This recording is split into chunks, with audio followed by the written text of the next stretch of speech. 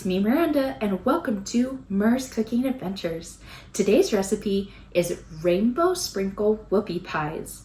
This recipe was a really fun family activity for us. I had my girls help put the pies together and roll them in the sprinkles, and they just had a blast doing that. So I hope you guys enjoy this video. First off, I am making the outer shells of the whoopie pies. So I am putting in some flour into a mesh strainer so that I can sift the flour and get all the big chunks out.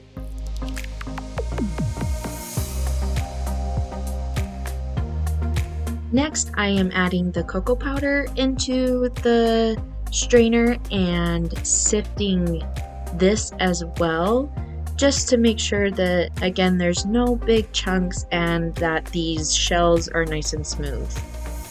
Next, I am adding shortening and brown sugar, then baking soda and salt. Now I'm just going to mix this all together until it's nice and smooth and has kind of like a creamy texture consistency. Here you can see that everything is now blended nicely and is starting to look nice and creamy. Now I'm going to add my egg and also vanilla into this mixture.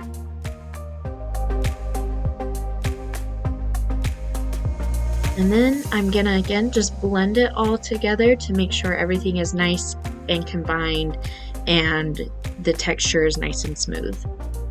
You'll see throughout this video that my two little girls loved to help me, so if you see little hands poking through, that is why. Next, the recipe called for me to alternate pouring in milk and then the flour and cocoa powder mixture. And as you can see, I started with the milk and I just poured in just a little bit and started mixing it into the batter. And then here I poured in the flour and cocoa powder mixture, and I probably say I used just like about a third of it. And then I used my mixer to combine the flour and cocoa powder into the batter.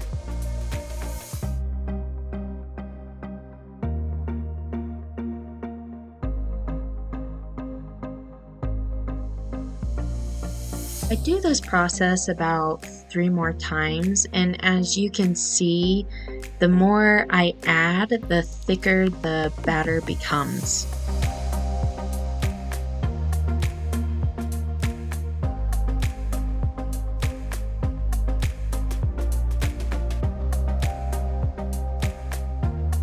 As you can see at the end, it is like a really thick cake batter, almost brownie-like thick.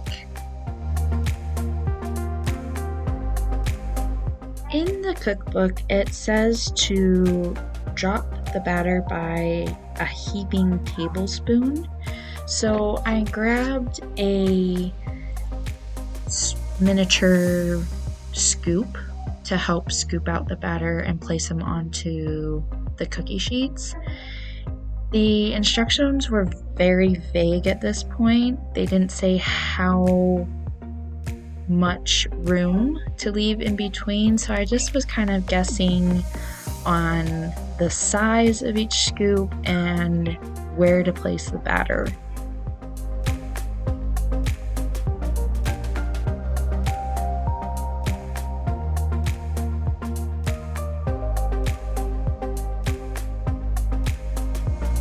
There ended up being a lot of batter, and because the instructions weren't very specific on the size, I ended up filling up 2 big cookie sheets.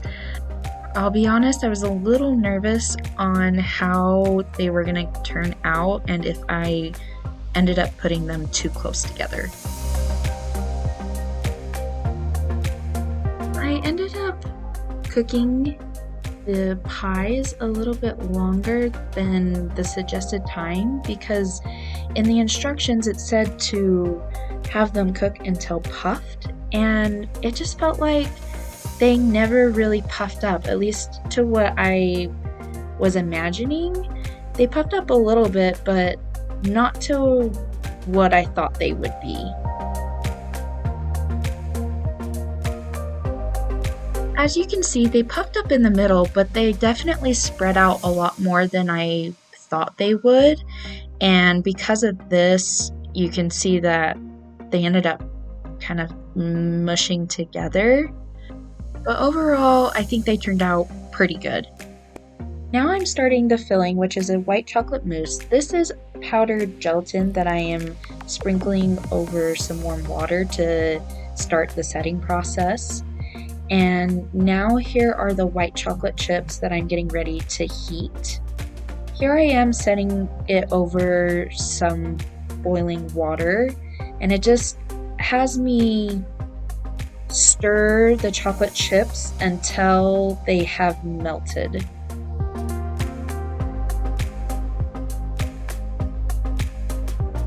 As you can see, the bowl is getting hotter from the boiling water underneath, which causes the chocolate chips to melt. And so this was just all about being patient and working through those chocolate chips and getting them so nice and smooth.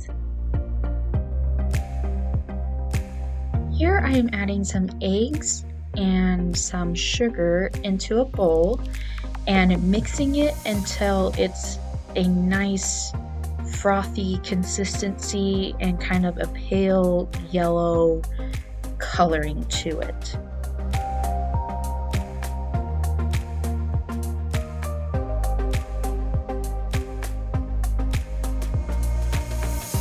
Now I am adding the gelatin mixture into this egg and sugar mixture and blending it until it is all nice and smooth.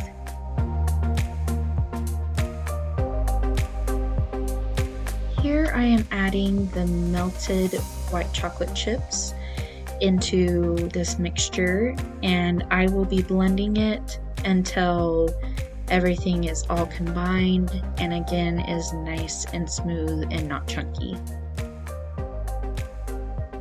It took a little bit for this mixture to become smooth and creamy, and one thing I've learned throughout doing this recipe is it took a lot of patience. The next step was to create whipped cream, so I poured in just some heavy whipped cream into my standing mixture and put it on high until soft peaks formed.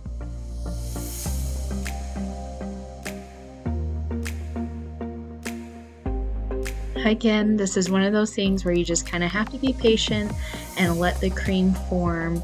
There's no way to really speed it up. It just has to do its thing. You'll be able to tell that your heavy cream has turned into whipped cream because it becomes thicker, and when you lift up your whisk, you'll get those soft peaks. Here I'm adding that whipped cream into the egg and gelatin and white chocolate mixture. And now I am just gently mixing it all together until, like everything else, it is nice and smooth and creamy.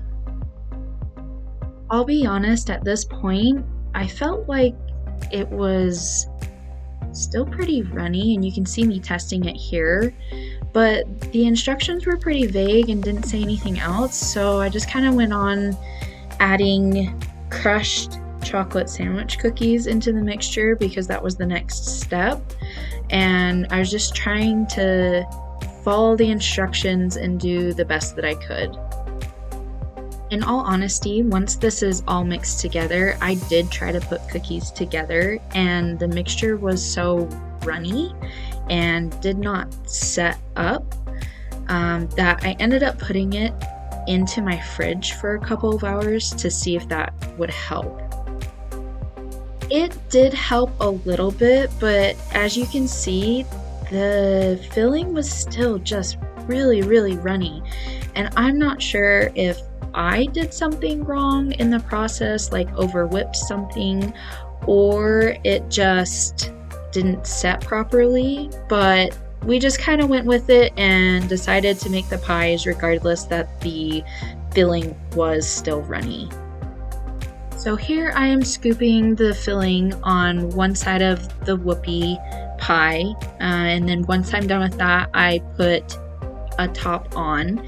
And then here I have my kids help roll the sides into some rainbow sprinkles, and they had a lot of fun with that. I think if the filling was a lot thicker, we would have been able to have the girls put the cookies together themselves, but because it was again runny, I kind of had to help them through the process. As you can see, I split a cookie in half for the girls to try because they were very excited to try one. And you can kind of see my hesitation throughout it all because it was really messy, but they had a lot of fun. They enjoyed it, and you can see my girls keep on dipping it in the sprinkles. So even though it was really messy and probably didn't turn out as good as they could have been, we still had fun in the process, which made this recipe fun. I wanted to get a closer view of me putting the cookies together just so you can see kind of what it all looked like and how it turned out. I wanted to give an honest reaction to me tasting it. So here I am tasting the whoopie pie, and it honestly was pretty good. The flavors worked really well together. I liked that the chocolate wasn't too chocolatey, and the white chocolate filling gave an overall really nice fluffy flavor. Thank you so much for watching this video. If you've made this recipe before or do make it, I'd love to know how it turns out, so please leave your comments in the comment section below.